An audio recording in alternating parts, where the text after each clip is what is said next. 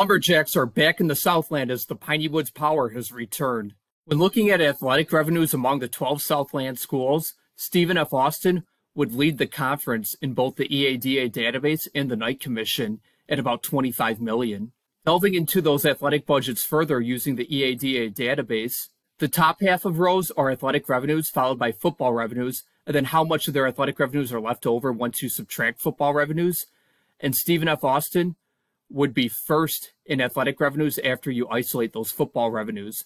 Now the bottom half of rows would be their athletic expenses, followed by how much of their athletic expenses are diverted to athletically related student aid money, and then how much of their athletic expenses are left over after you isolate that student aid money. And you can see with private schools with high tuition like UIW or HCU, that athletically related student aid money took up nearly half of their athletic expenses. Overall, Stephen F. Austin would have $21.9 million left over of athletic expenses after you subtract that student aid money, which would be nearly $7 million more than second in the Southland at $15 million in Lamar. Now looking at football expenses, per the EADA database, Stephen F. Austin would have $6 million, which would rank 32nd in FCS. Now the EADA database gives us student aid money for the overall athletic department, but it does not give us those numbers for football. So I'd imagine if you took away the scholarship money for football, Stephen F. Austin would be first instead of second for football budgets. And then the bottom number is every school's football expenses per the Knight Commission, but the Knight Commission only does public schools. Now here are the men's basketball budgets. Stephen F. Austin at $3.2 million is 33% higher than second in the Southland, which is Texas A&M Corpus Christi at $2.4 million. Stephen F. Austin is 161st nationally. The next highest would be Corpus Christi at 221st. Stephen F. Austin has had tremendous success in men's basketball as their 10-year KenPom is 122nd nationally. The next highest in the Southland is Corpus Christi at 263rd. When looking at travel, obviously your revenue sports are going to be taking charter flights to anywhere that isn't a short bus ride. However, for non-revenue sports travel, Stephen F. Austin is within 6 hours of 10 Southland schools, leaving the only really long bus trip at UTRGV. Now in the WAC, Stephen F. Austin would have 3 schools within a 5.5-hour drive. However, 4 schools would require a flight for non-revenue sports. I'm not privy to Stephen F. Austin's travel itineraries, but I'm going to assume that they would have gone to either Houston Airport or DFW Airport just for the sake of having a direct flight instead of a connecting flight. So if they were to go to Utah Valley, that would be a 2.5-hour drive to Houston Airport, a 3-hour, 15-minute flight to Salt Lake City, and a 1-hour drive to Utah Valley. Now with Utah Tech in southern Utah, I'm assuming they would go to DFW Airport instead of Houston because DFW has a direct flight to St. George. So that would be a 3-hour drive to DFW Airport, a 2-hour, 45-minute flight to St. George, and then a 20-minute drive to Utah Tech, 1-hour drive to southern Utah. And for Cal Baptist, a 2.5-hour drive to Houston Airport, a 3.5-hour flight to LA, and a 1-hour, 45-minute drive to Riverside. Now, Stephen F. Austin joined the WAC in 2021, and flight costs at major U.S. airports have increased an average of 29% since 2021 when Stephen F. Austin joined the WAC. So that would mean flight expenses have gone up 30% for them. Now, if you look at the Knight Commission of Intercollegiate Athletics database and look at their category that is game expenses and travel costs, so it's not travel costs on their own, it's combined with game expenses. And from 2013-14 to 2020-21, when Stephen F. Austin was in the Southland, that number was between 1.8 million and 2.2 million every year. And every year but one, that number was below 2 million. Now, when they joined the WAC, that number went up to 3.6 million and 3.4 million. So when moving from the Southland to the WAC, their game expenses and travel costs increased from between 1.4 million and 1.6 million. Now, while the expenses went up, the revenues went up as well. For NCAA conference distributions and media rights, those were always between 0.5 million and 0.8 million in the Southland, while they were in the WAC that was 1.06 million and 0.84 million.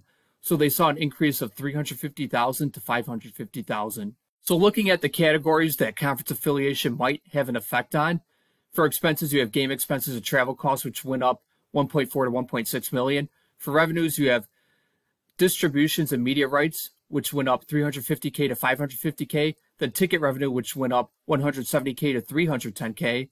Then sponsorships and advertising, which went up 160K. Then donor contributions, which went up a little over 1.1 million. So whether the WAC was a net positive financially for SFA depends on whether they attribute the increase in donor contributions to the WAC. Because if you do attribute those donor contributions to the WAC, then the increase in revenues would exceed the increase in expenses. Now, if Stephen F. Austin believes the donor contributions were independent of the WAC, then it would appear the WAC was a net negative, because then the expenses would exceed the increase in revenues. Now, I would not know the answer to that. The Stephen F. Austin administration would know the answer. My belief is that the Stephen F. Austin administration would say that that increase in donor contributions was not due to switching to the WAC. And the reason why I believe that is because Stephen F. Austin switching to the WAC coincided with Stephen F. Austin's 100-year anniversary fundraising campaign from October 2021 to September 2022, which raised $121 million after a goal of $100 million. So a byproduct of that Elevate SFA campaign was likely that increase in donor contributions. And if that is the case, where those donor contributions to the athletic department were due to that Elevate SFA campaign, then the expenses of the WAC would exceed the increase of revenues, making it a net negative financially. One revenue stream which would have helped close that gap would be an increase in student fees. But that increase in student fees was voted down by the students in a 928 to 816 vote, 53% to 47%. And without more student funds, it was going to be hard for SFA to close that financial gap. Another factor in returning to the Southland might have been student demographics. Texas accounts for 97.3% of SFA domestic students. When you look at their top states, Texas accounts for 97.3%, Louisiana accounts for 0.6%. So Texas and Louisiana account for 98% of Stephen F. Austin students. Now the database on Stephen F. Austin's website breaks it down further. East Texas accounted for 37.5%. The Houston area accounted for 27%. So between the East Texas and Houston areas alone, that's 65% of SFA students. The DFW area would add another 18%, and then other Texas would add 14.5%, while Louisiana would add 0.6%, meaning that the other 48 states accounted for only 2% of SFA students. And here's a map from the Stephen F. Austin website showing that 35% of their students came from within 100 miles of campus. And then when you add the additional 56% that came from between 100 miles and 200 miles of campus, that would mean 91% of Stephen F. Austin students came from within 200 miles of campus. When looking at the distribution of Stephen F. Austin alumni, nearly 28% came from DFW, over 20% came from Houston. It doesn't specify the exact number, just by the circle used, we know it's over 20%. And then over 5% came from Austin, and then over 1% came from San Antonio. So this would mean roughly half of Stephen F. Austin alumni reside in either the DFW or Houston areas. Moving to the Southland connects SFA more with their Houston alumni and San Antonio alumni. Not as much their DFW alumni, as UT Arlington remains in the WAC. So SFA is going to be hoping that UT Arlington moves to the Southland with them. The Southland footprint makes more sense for Stephen F. Austin football recruiting, as Stephen F. Austin will play more in all conference road games in Texas, which is the #1 recruiting state overall, and Stephen F. Austin's #1 recruiting state, and Louisiana, which is Stephen F. Austin's second most recruiting state and the #7 recruiting state overall in the rankings. Stephen F. Austin is going to be playing 2 or 3 road conference games each year in Texas and 1 or 2 road conference games each year in Louisiana. Whereas in the UAC, they would be playing 1 road conference game in Texas, and then the other 3 road conference games would be scattered. Georgia, Alabama, Tennessee, good recruiting areas. Kentucky and Arkansas, mid-level. Utah would be mid-level, but their game in Utah would be in southern Utah, away from the primary recruiting footprint. This will make recruiting easier for the football staff at Stephen F. Austin. Stephen F. Austin men's basketball saw their glory days in the Southland. 2009, 14 seed in the NCAA tournament. 2014, 12 seed. Won a game to advance to the round of 32. 2015, 12 seed again. 2016, 14 seed. Advanced for a second time to the round of 32. 2018, 14 seed. And in 2019, they knocked off the number one team in the country, Duke. Those glory days extended beyond men's basketball into women's basketball and all sports. Stephen F. Austin won the Commissioner's Cup 7 times from 2010 to 2021. Then the other 5 times they placed second. And in women's basketball, Stephen F. Austin has been to 5 Sweet 16s, and they've won the Southland regular season title 20 times from 1988 to 2021, a span of 34 years. SFA alumni and fans are going to love the Southland scheduling matrix, as the Southland is a fan-friendly league that schedules Saturday women's basketball and men's basketball doubleheaders for fan and alumni engagement. Those women's basketball and men's basketball doubleheaders are ideal for Stephen F. Austin alumni to come back on Saturdays. During Southland play, DFW and Houston area Stephen F. Austin alumni can plan 5 basketball Saturdays where they leave home at 10 a.m., arrive in the college town at 1 p.m., for lunch at one of their favorite establishments. The women's basketball game would be at 2 p.m. The men's basketball game presumably would be at 5 p.m. And then they can have dinner at one of their favorite college town establishments at 7:15, leave at 8 p.m. or stay in a hotel Airbnb and arrive home at 11 p.m. So between those 5 football home Saturdays in the fall and then those 5 basketball doubleheader Saturdays in the winter, those DFW and Houston Stephen F. Austin alumni, which accounts for half of the school's alumni base, can plan up to 10 long Saturdays returning to campus during the school year for either an action-packed football game with tailgating or an action-packed basketball doubleheader. Stephen F. Austin's conference history began in 1925 when they joined the Texas Intercollegiate Athletic Association, and they would remain there until 1931 when they joined the Lone Star Conference. Stephen F. Austin would be in the Lone Star Conference for 2 generations, 53 years, until 1984, when Stephen F. Austin would join the Gulf Star Conference for 3 years, and then 1987, Stephen F. Austin would join the Southland. Stephen F. Austin would stay in the Southland for 34 years, when in 2021, they would make a 3-year excursion into the WAC, and now they will be returning to the Southland. The WAC is down to 7 schools: UT Arlington, Tarleton State, Abilene Christian, Utah Valley, Southern Utah, Utah Tech, and Cal Baptist. And NCAA bylaws state a multi-sport conference shall be composed of at least 7 active Division I members.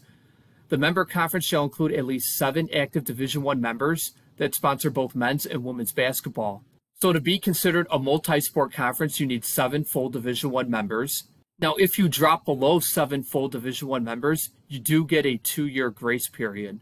And considering that NCAA bylaw 20.02.8.1 requiring 7 full Division I members in basketball, that means the remaining 7 WAC schools are in a prisoner's dilemma, where all 7 presidents, plus any prospective Division II president who might want to move up, have to leave their fate in everyone else's hands in order to stay or join the WAC.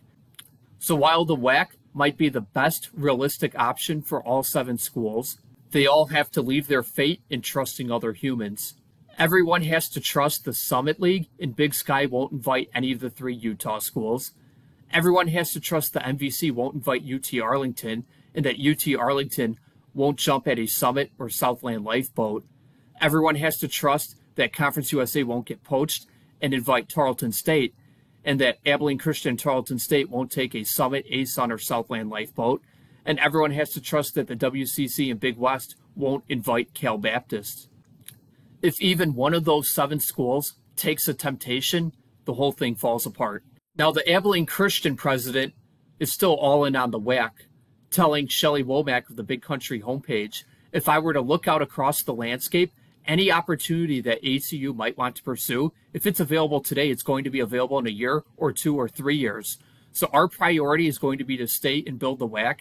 And I think there are a lot of opportunities with additional conference shakeouts that might take place over the next several weeks and months.